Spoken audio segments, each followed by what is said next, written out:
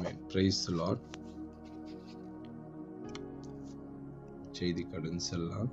யோசுவா 1 அதிகாரம் 5 இந்த காலை வேளை தேவன் சொல்கிற ஒரு வார்த்தை என்னன்னா, யோசுவா 1 அதிகாரம் 5 இப்படியாக சொல்லப்படுகிறது, உன்னோடு இருப்பேன், நான் உன்னை விட்டு விலகுவதும் இல்லை, உன்னை கைவிடுவதும் இல்லை.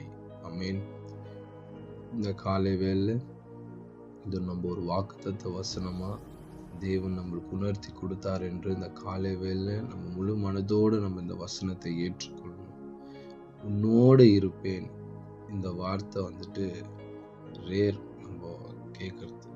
ஜனங்க மத்தியிலேயே ஆகட்டும், நம்மளே ஆகட்டும், நம்ம ஏதாவது ஒரு சூழ்நிலை வந்துச்சுன்னா, எதனா ஒரு தேவையோ, ஏதாவது ஒரு காரியம் நடக்கணுமோ, இல்லை நம்ம லைஃப்பை லீட் பண்ணோன்னா கூட எவ்வளோ இன்னாவே நடந்தாலும், எந்த சிச்சுவேஷன் வந்தாலும் நான் அவனை விட்டு விலகவே மாட்டேன், நான் கூடவே இருக்குவேன் மனுஷங்க சொன்னாலும் கடைசியில் யாருமே இருக்க மாட்டான். நம்மளுடைய தேவன் உண்டித்தான். திடீர்னு ஜுரம் வந்தாலும் சரி, எந்த காரியம் நடந்தாலும் சரி, அவர் நம்மளோடு இருக்கிற தேவன், நம்மளை கண்காணித்து கொண்டு இருக்கிற தேவன். ரொம்ப ரொம்ப முக்கியமான ஒரு லைன் என்னன்னா, அவர் நம்மளை பார்த்து கொண்டு இருக்கிற தேவன், கண்காணித்து கொண்டு இருக்கிற தேவன், ஒரு நாளும் நம்மளை விட்டு விடாதபடி நம்மோடு இடைப்படுகிற தேவனா இருக்கிறார். நம்ம தான் என்ன பண்ணிடுறோம்னா, அவரை மறந்து சில நேரத்தில் நம்ம நம்மளோட சுயத்தின் பிரகாரமா நம்ம கடந்து போய் விடுறோம். ஆனா ஒரு நாளும் மறவாத தேவன் நம்மளோடு இருக்கிறார். ஆனா நம்ம என்ன சொல்லிடுறோம்னா, ஆண்டவர் நம்மளோட ஜெபத்தை கேட்க மாட்டேங்கிறார், நம்மளோட இல்லைன்னு நம்ம நினைச்சிடறோம். ஆனா அந்த உணர்வு அவர் இருக்கிறாரு நம்ம உணர்ந்தா தான், அந்த விசுவாசிச்சா தான், அந்த மகிமையும் அந்த அற்புதத்தையும் ஒவ்வொரு காரியத்தையும் ஏற்ற நேரத்துல தான் அது ஆண்டவர் செய்வார். நம்ம கேட்டோன்னு உடனே எல்லாம் இல்லை, அது எந்த நேரத்துல கொடுத்தா கரெக்டா இருக்கும்னு ஆண்டவருக்கு மாத்திரம்தான் தெரியும். ஸோ காத்திருந்தாலும் அது தாமதித்தாலும் அது முடிவில் விளங்கும். காலை வேளை முதலாவது ஆண்டவர் கொடுக்குற ஒரு வார்த்தை நம்ம தியானிச்சு என்னன்னாக்கா, நான் உன்னோடு இருப்பேன், நான் உன்னை விட்டு விலகுவதும் இல்லை, உன்னை கைவிடுவதும் இல்லை. அதே நம்ம 3:7 பார்க்கும்போது, நான் மோசையோடு இருந்தது போல உன்னோடு இருப்பேன். மோசை பற்றி அதிகமாக நம்ம கேட்டிருப்போம். இல்லை சில பேர் நீங்கள் தியானிச்சிருக்கலாம். அவர் ஈஸியாக ஒரு காரியத்தை செய்யலை, அது ஈஸியான டாஸ்க் இல்லை. நம்ம சில வேதத்தில் எழுதப்பட்டிருக்கிற ஒவ்வொரு மனுஷங்களும் பாசிட்டிவோ நெகட்டிவ் ரெண்டுமே எழுதியிருப்பாங்க. மோசை உடனே போய் ஜனங்களை வாங்கின அவங்கள கூட்டுன்னு போகிறேன்னாக்கா உடனே ஜனங்க வரல. முதலாவது ஜனங்க நம்மளை ஏற்றுக்கொள்ளணும், ஒருத்தர் நம்மளை நம்பணும். ஆண்டவர் ஃபர்ஸ்ட் ஆஃப் ஆல் மோசையை கொண்டு இந்த ஜனங்களை கொண்டு வரணும் போது, முதலாவது ஆண்டவர் உடனே மோசை கொண்டு பயன்படுத்தலை. ஜனங்க நம்பணும், இந்த மனுஷன் நம்ம நம்பி போனால் ஆண்டவர் வழி நடத்துவார் என்று சொல்லி அந்த வாதைகளோ அந்த அற்புதங்களோ எல்லாவற்றையும் காட்டும் போது தான் அந்த மனுஷங்களுக்கு என்ன ஆச்சுன்னா பின்பற்ற ஒரு தைரியம் வந்துச்சு. அதுக்காக ஆயத்தத்தை தேவன் செய்கிறார். அப்போனா தேவன் கூடவே இருந்து ஒவ்வொரு காரியத்தையும் செய்கிறார். தாவீதை ராஜாவாக்கணும்னு சொல்லிட்டு தேவன் விரும்புகிறார். ஆனால் உடனே அந்த இடத்துல போயிட்டு ராஜாவா ஆக்கிட்டாருனாக்கா ஜனங்க எப்படி ஏற்றுக்கொள்வாங்க? முதலாவது ஜனங்க நம்பணும். அந்த இடத்துல உடனே கோலியாத்தை அனுப்பி வைக்கிறார். இத்தனை நாட்களாக ஆண்டவருக்கு தூஷணமாக பேசி கொண்டிருக்கு கோலியாத்து.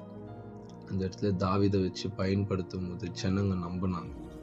அப்போ ஜனங்க என்ன சொன்னாங்கன்னா, சவுல் கொண்டது 1000, தாவீது கொண்டது 16,000.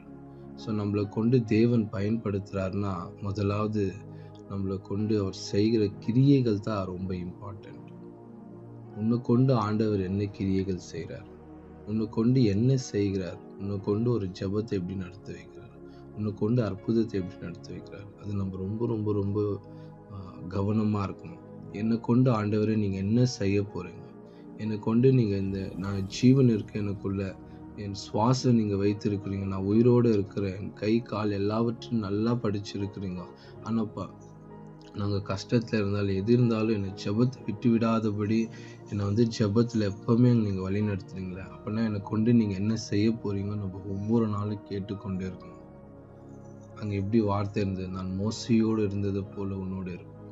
அவர் தாவீதோடு இருந்தார், ஆபிரகாமோடு இருந்தார், அநேக பேர்களோடு அவர் இருக்கும்போது தான் அந்த இடத்துல இருந்து பெரிய பெரிய அற்புதங்களை செய்தார். நம்ம வாழ்க்கையில் ஒரே ஒரு சின்ன காரியம் என்னன்னா, அவர் நம்மளோடு இருக்கணும். அவர் சொன்ன வார்த்தை என்ன, நான் உன்னோடு இருக்கிறேன் இருப்பேன்ற. மோசையோடு இருந்தது போல உன்னோடு இருப்பேன். ஏசாயா 41:10 சொல்லப்படுகிறது, நீ பயப்படாதே, நான் உன்னோடு இருக்கிறேன், நீ திகையாதே, நான் உன் தேவன். அல்லேலூயா. காலை வேளை தேவன் சொல்றார், பயம்தான் ஒரு மனுஷனை எல்லாவற்றிலும் கீழே தள்ளி ஓடுற காரியம் பயம்தான். பயம் என்பது 2 விதமான பயங்கள் இருக்கு. ஒரு பயம் தன் ஜீவனுக்காக பயந்து உயிருக்காக பயந்து ஓடுகிற ஒரு பயம் இருக்குது. நம்மளோட ஜீவன் எங்க நம்ம சரீரத்தை விட்டு போய்விடும் என்று சொல்லி நம்மளை பாதுகாக்கிறதுக்கான எதனா ஒரு தாக்குதலோ ஏதாவது ஒரு காரியங்களோ நடந்துச்சுன்னா அதுக்கான ஒரு பயம். 2வது பயம் நம்ம என்ன பார்க்குறோம்னா, அது ஒரு ரெஸ்பெக்ட், ஒரு மரியாதை. நம்ம சின்ன வயசுலேருந்து இல்லை நம்ம ஒருத்தருக்கு நம்ம கீழ்ப்படுகிற ஒரு காரியமாகட்டும், இல்லை நம்ம பக்தியை காட்டுற காரியம், அதில் ஒரு பயம் இருக்கும். அந்த பயம்தான் ஒரு இதுவாக இருக்கும்.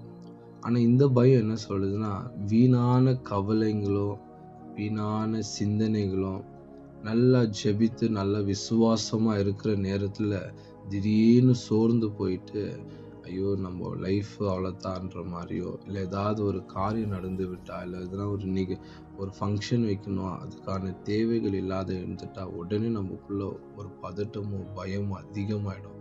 கானான் ஒரு கல்யாணத்தில் ஆண்டவர் இன்வைட் பண்ணுறாங்க. ஆண்டவர் வரும்போது எல்லாமே நல்லா சந்தோஷமாக போயின்னு இருக்கு. எப்பயுமே ஆண்டவர் வந்தாருன்னா அவர் கூட 12 சீஷர்கள் வருவாங்க. 12 சீஷர்கள் பின்னாடி ஒரு 50-100 ஜனங்களாவது வருவாங்க. ஏன்னா எல்லா இடத்துலையும் பயணம் செஞ்சாங்க அவரோட அற்புதங்கள் எல்லாமே. ஆனால் முதல் தடவை அவரோட மகிமையை வெளிப்படுத்துகிற நேரம் எல்லாமே காலி ஆயிடுச்சாங்க. திராட்சை ரசங்கள் எல்லாமே காலியாக இருக்கும்போது உடனே பயம், ஐயோ இத்தனை பேர் வராங்களேன்னு. நம்ம சின்ன ஃபங்க்ஷன் நடத்தினாலே சாப்பாடு காலி ஆயிடுச்சுன்னா எல்லாரும் சாப்பாடுக்கு சண்டை போடுவாங்க.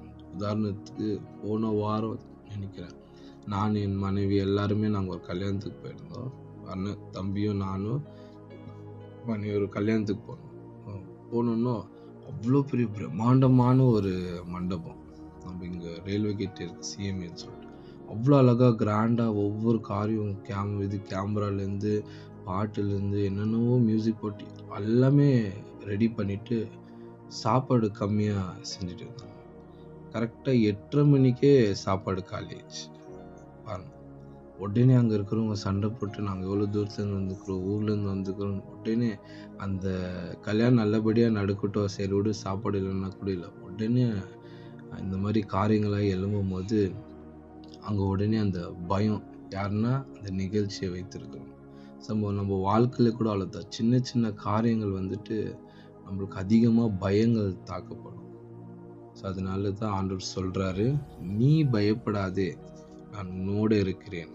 நம்ம ஆண்டவருக்குள்ளே ஜெபிக்க அவர் கூட ஐக்கியமாக இருக்கும்போது நம்மளுக்கு அந்த பயம் ஆண்டவர் நீக்கிடுவார். அவர் நம்மளோடு இருக்கிறார். அதான் இங்கே சொல்கிறார், நீ பயப்படாதே, நான் உன்னோடு இருக்கிறேன், நீ திகையாதே, நான் உன் தேவன், நான் உன்னை பலப்படுத்தி, அல்லேலூயா, நான் உன்னை பலப்படுத்தி உனக்கு சகாயம் பண்ணுவேன், நீ நீதி வலது, என் நீதியின் வலது கரத்தால் உன்னை தாங்குவேன்.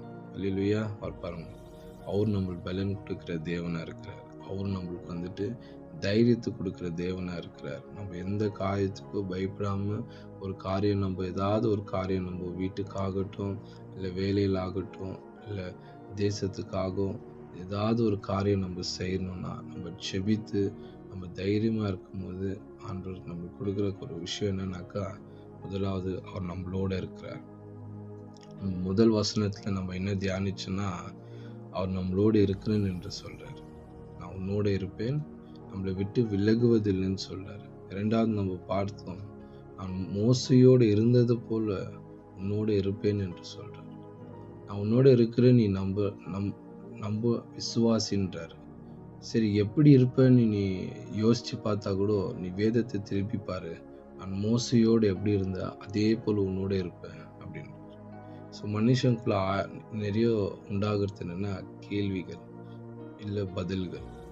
கேள்வி பதில் இது ரெண்டு தான் ரொம்ப ஒரு மனுஷனை உருக்கிடும். ஒரு மனுஷன் கேள்வி கேட்டால் அவனுக்கு நான் பதில் சொல்லணும், அவன் இப்படி கேள்வி கேட்டான் அதுக்கு நான் பதில் சொல்லணும் அப்படின்னு சொல்லிட்டு சில கேள்வி பதில் இது ரெண்டு தான் மனுஷன் வந்து லைஃப் லாங் கேரி பண்ணின்னு போகிற ஒரு காரியம். எதுனா ஒரு அதுக்கு தான் ஆண்டவர் சொல்கிறார், ஒவ்வொரு காரியத்திலும் இப்படி அப்படின்னு சொல்லிட்டு ஒவ்வொரு காரியத்தை எடுத்து அவர் காட்டுகிறா இருக்கிறார். அதுதான் எப்படி அவர் நம்மளோடு இருப்பாருனாக்கா அங்கே சொல்கிறார், நான் மோசையோடு இருந்தது போல உன்னோடு இருப்பேன், நீ பயப்படாதே. ஏசாயா 41:10 பார்த்தபடி நீ பயப்படாதே, நான் உன்னோடு இருக்கிறேன், நீ திகையாதே, நான் உன் தேவன், நான் உன்னை பலப்படுத்தி உனக்கு சகாயம் பண்ணுவேன், என் நீதி வலது கரத்தால் உன்னை தாங்குவேன். அல்லேலூயா.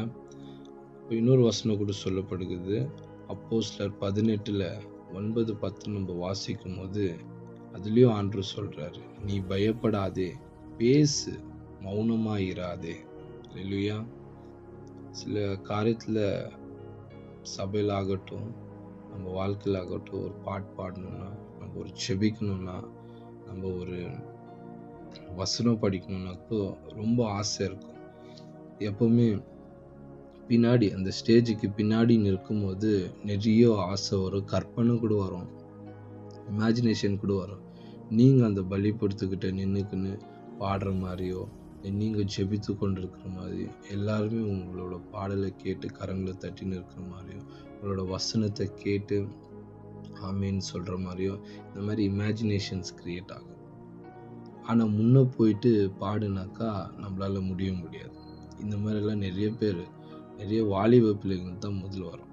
ஏன்னா அவங்களோட பயமாக இருக்கும், அவங்க பேசுறதுக்கு பயப்படுவாங்க, பாடுறதுக்கு பயப்படுவாங்க. ஆனால் பேக் ஸ்டேஜுக்கு பின்னாடி பார்த்தீங்கன்னா, வீட்டில் பார்த்தீங்கன்னா நல்லா பேசுவாங்க, நல்லா சண்டை போடுவாங்க, நல்லா எல்லா காரியம் செய்வாங்க. ஆனால் தேவன் அந்த இடத்துல போய் ஜெபிக்கணும்னா சின்ன கூட்டத்தை பார்த்தா கூட பயம் வரும். அதுதான் நான் முன்னாடி ஒரு வாட்டி பிரசங்கம் பண்ணும்போது நான் ஒரு சின்ன கதை சொன்னேன். என்ன கதைனாக்கா, ஒரு சின்ன பொண்ணு, அந்த சின்ன பொண்ணுக்கு ரொம்ப பாட்டு பாடணும்னு ஆசை. அதோட வாய்ஸ் வந்து அவ்வளோ அழகாக இருக்கும். இந்த வீட்லேயே இந்த மாதிரிலாம் பாடின்னு அப்படி இருக்கிற வாய்ஸ் எல்லாருக்கும் அந்த குரல் ரொம்ப பிடிக்கும். ஆனால் சபையில் பாடணும் போது வெக்கப்பட்டுக்குன்னு இல்லை கூச்சப்பட்டுக்குன்னு இல்லை நான் பாடலைன்னு சொல்லிட்டு அந்த பொண்ணு ஒரு வயசுக்கு வந்து அது திருமணம் ஆகி அதுக்கு குழந்தைங்க பிறந்து அந்த குழந்தைங்க பிறந்து பேரும் பேத்தி பார்த்து வயசாகி கூட அந்த தாளந்தை யூஸ் பண்ணாமல் அப்போ வரைக்கும் அந்த வாஞ்சி இருக்குது சபையில் பாடணும்னு. ஆனால் அந்த பயம், அந்த வெக்கம், அந்த கூச்சத்தினால அந்த வாய்ஸ் எல்லா தாளந்து எழுந்துட்டாங்க. அப்போ லாஸ்ட்டாக எல்லா பேத்திங்கெல்லாம் சேர்ந்து ஆயா உனக்கு என்ன ஆசை பாட்டினாக்கா, அவங்க பாடணுமா, சின்ன வயசுலேருந்து பாடணுன்னு ஆசை இருந்துச்சு, பாட முடியல. அவங்க எப்படியோ பேசி அவங்கள மோட்டிவேட் பண்ணி கொண்டு போய் பாடும்போது அவங்க அந்த வயசில் ஒரு 60 வயசில் பாடினா எப்படி இருக்கும் குரல். அவங்க வந்துட்டு அந்த நேரத்தில் அவங்க பாடும்போது வாய்ஸே வரல அவங்களுக்கு. அவங்களோட அந்த ராகம், அவங்களுக்கு இருந்த அந்த ஆசை வாஞ்ச எல்லாமே அங்கே வரல. அப்போ தான் அவங்க யோசிக்கிறாங்க, ஐயோ என்னோடய வாலிப நாட்கள் நான் விட்டுட்டேனே, என்னோட சின்ன வயசில் நான் விட்டுட்டேனே. அப்போ நான் பாடிந்த எவ்வளோ திரளான ஜனங்க வந்து கரங்களை தட்டியிருப்பாங்களே. ஆனாலும் அவங்க விடாமல் அந்த 60 வயசுலேயும் அவங்க பாடும்போது அநேக பேர் கேட்குறாங்க. அந்த உற்சாகமும் அந்த இதுவும் தான் அவங்களுக்கு ரொம்ப உணர்ந்து அவங்க என்ன செஞ்சாங்கன்னா கண்ணீரோடு அழுந்தாங்க. ஏன்னாக்கா அந்த அவங்க அந்த வாய்ப்புகள் வரும்போது அவங்க யூஸ் பண்ணிக்காம போயிட்டாங்க. அதான் வசனம் சொல்லுது, நீ பயப்படாதே, பேசு, மௌனமாயிராதே. நம்ம வந்து பயப்படக்கூடாது. நம்மளுக்கு ஆண்டவருக்காக செய்கிற காரியத்தில் நம்மளுக்கு பயம் இருக்கக்கூடாது. ஜெபத்தோடு நம்ம முன்னே வரும்போது அவர் ஆண்டவர் நோக்கி பார்ப்பார், உன்னோட பிரயாசத்தை பார்ப்பார், நீ என்ன செய்ய போகிறேன் என்று பார்த்து அதை கரெக்டா இருந்துச்சுன்னா அதை உடனே நிறைவேற்றுவார் ஆண்டவர்.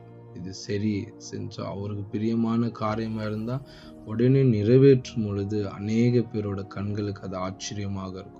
அநேக கண்களுக்கு அது அற்புதமாக இருக்கும். அதுதான் வேதத்துல ஆண்டவர் போய் செய்கிற ஒவ்வொரு கிரியைகளும் ஆச்சரியமாகவும் அதிசயமாகவும் அந்த கண்கள் ஒவ்வொரு கண்களும் தேவனை நோக்கி பார்த்தது.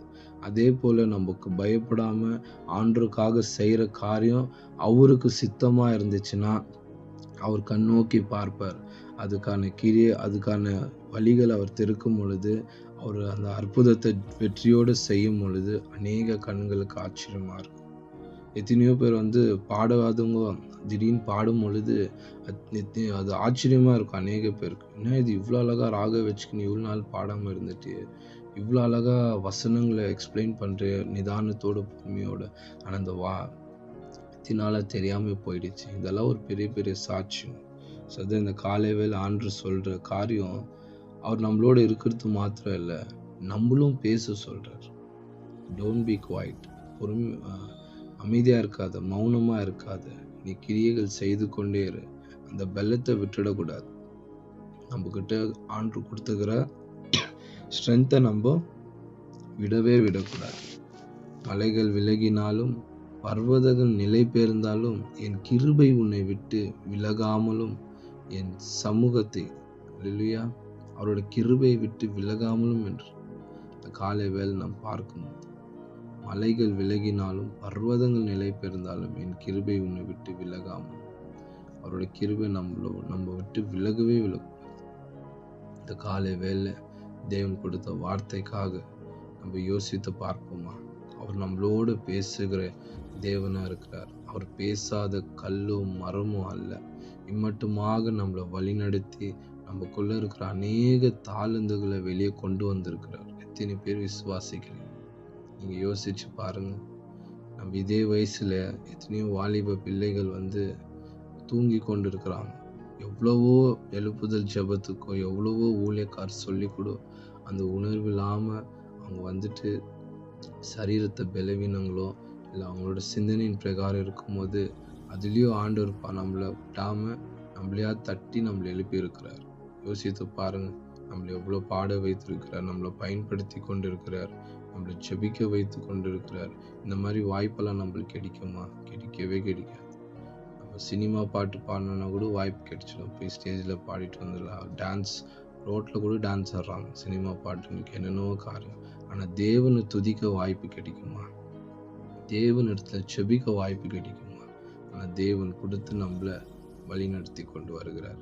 காலை வேளை நம்ம தியானிச்ச ஒரு வசனம் என்னன்னா, நான் உன்னோடு இருப்பேன், நான் உன்னை விட்டு விலகுவதும் இல்லை, உன்னை கைவிடுவதும் இல்லை, நான் மோசையோடு இருந்தது போல உன்னோடு இருக்கிறேன். நீ பயப்படாதே, நான் உன்னோடு இருக்கிறேன்.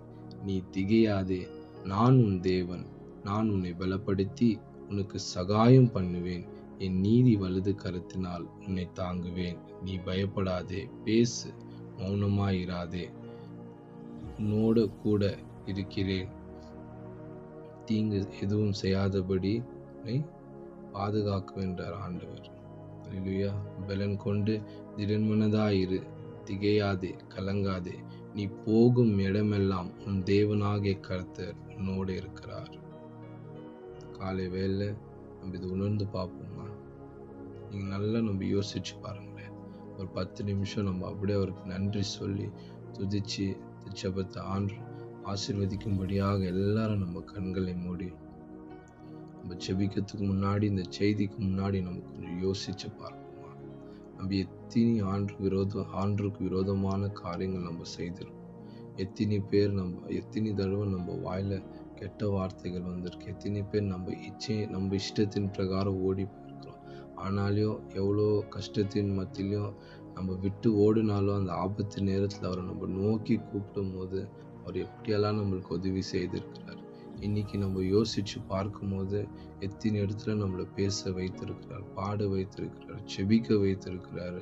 அநேக காரியங்களை நம்மளை செய்ய வைத்து கொண்டே இருக்கிற தேவன் நம்மளை விட்டு விலகாம நம்ம குடும்பத்தை ஆசீர்வதிச்சிருக்கிறார், குடும்பத்தை ரட்சிக்கப்பட வைத்திருக்கிறாரு. இதெல்லாம் நம்ம யோசிச்சு நம்ம சிந்திச்சு பார்க்கணும். ஆனா நம்ம வீட்டில் ஒருத்தர் 2 பேர் ரட்சிக்கப்படாமல் இருக்கலாம், இல்லை ஒவ்வொரு காரியங்கள் நடக்காமல் இருக்கலாம். அதுக்காக நம்ம தேவனை விட்டு விடக்கூடாது. இது நடந்தால் தான் நான் விசுவாசிப்பேன். எல்லாத்துக்குமே ஒரு காலங்கள் நேரங்கள் இருக்கு. அது சீக்கிரமா நடத்தி கொடுங்க என்று சொல்லித்தான் நம்ம போராடி ஜெபிக்கணும். இந்த காலை வேளை கண்களை மூடி நம்ம ஆண்டவரை நோக்கி பார்ப்போம். ஆண்டவரே நன்றி சொல்லுங்க, நன்றி சொல்லுங்க. மறுபடியும் அந்த பாடலை பாடி நம்ம தேவனுக்கு நன்றி செலுத்தலாம். நீங்க இல்லாம வாழ முடியாதையா, உங்க கிருபை இல்லாம வாழ தெரியாதையா. நீங்க இல்லாம வாழ முடியாதையா, உங்க கிருபை இல்லாம வாழ தெரியாதையா. இயேசுவே என் எஜமானரே, நேசரே என் துணையாளரே. இயேசுவே என் எஜமானரே, நேசரே என் துணையாளரே.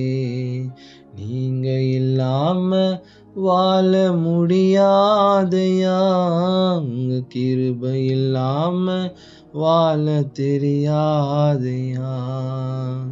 காலையில கிருபையும் மாலையிலே மகிமையும் தருகின்ற நல்ல தெய்வமே. காலையில கிருபையும் மாலையிலே மகிமையும் தருகின்ற நல்ல தெய்வமே. தாய் மறந்தாலும் மறப்பதில்லையே, தாங்கி நடத்துவது உங்க கிருபையே. தாய் மறந்தாலும் மறப்பதில்லையே, தந்தை வெறுத்தாலும் வெறுப்பதில்லையே. நன்றி சொல்லி துதி பாடி மனதார தொழுகிறோம். நீங்க இல்லாம வாழ முடியாதையா, உங்க கிருபை இல்லாம வாழ தெரியாதையா. நீங்க இல்லாம வாழ முடியாதையா, உங்க கிருபை இல்லாம வாழ தெரியாதையா. இதுவரை நிற்பதும் இனிமேல் நிலைப்பதும் எல்லாமே உங்க கிருபைதான். இதுவரை நிற்பதும் இனிமேல் நிலைப்பதும் எல்லாமே உங்க கிருபைதான். பெருமை பாராட்டிட ஒன்றுமில்லையே, தாங்கி நடத்துவது உங்க கிருபையே. பெருமை பாராட்டிட ஒன்றுமில்லையே, தாங்கி நடத்துவது உங்க கிருபையே. நன்றி சொல்லி துதி பாடி மனதார தொழுகிறோம். நீங்க இல்லாம வாழ முடியாதையா, உங்க கிருபை இல்லாம வாழ தெரியாதையா. அப்பா நன்றியோடு ஸ்தோத்திரிக்கிறோம் ராஜா. ஆண்டவரே நாங்கள் நினைத்து பார்க்கிறோம் ராஜா, எங்கள் நாட்கள் எப்படியாக இருக்கின்றது என்று நினைத்து பார்க்கிறோம் தகப்பனே. இம்மட்டுமாக ராஜா எங்க வாழ்க்கையில ராஜா எப்படியெல்லாம் நீங்க மாற்றி கொண்டு வந்திருக்கிற தகப்பனே. எவ்வளோ அதிசயங்கள் ராஜா. இக்கட்டான சூழ்நிலைகள் தகப்பனே, இக்கட்டான சோர்வான நேரங்கள் ராஜா. எத்தனையோ தடவை ஹாஸ்பிட்டலுக்கு தகப்பனே அப்பா கடந்து போயிருக்கும் போது பணம் இல்லாத தவித்த நாட்கள் ராஜா. வியாதினால தவித்த நாட்களில் தகப்பனே உடனே உதவி செய்து ராஜா சுகத்தை கொடுத்த தேவனே அப்பா உங்க நன்றியோடு ஸ்தோத்திரிக்கிறோம் ராஜா. முழு மனதோடு ஸ்தோத்திரிக்கிறோம் தகப்பனே.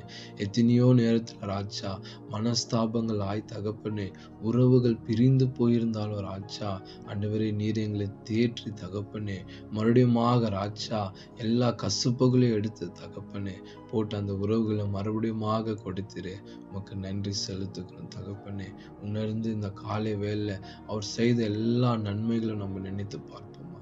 எத்தனையோ நேரத்துல வீடு வாடகை கட்ட முடியாம தவித்த நாட்கள், வீடு காசு பணம் இல்லாம, வேலை இல்லாம, சாப்பாடு கூட வீட்டுல இல்லாம கஷ்டப்பட்ட நாட்கள்ல கூட தேவன் கைவிடாதபடிக்கு எவ்வளவு பெரிய சாட்சியா நம்மள உயிரோட இந்த நாள்ல ஜெபத்துல நம்மள வைத்திருக்கிறார்.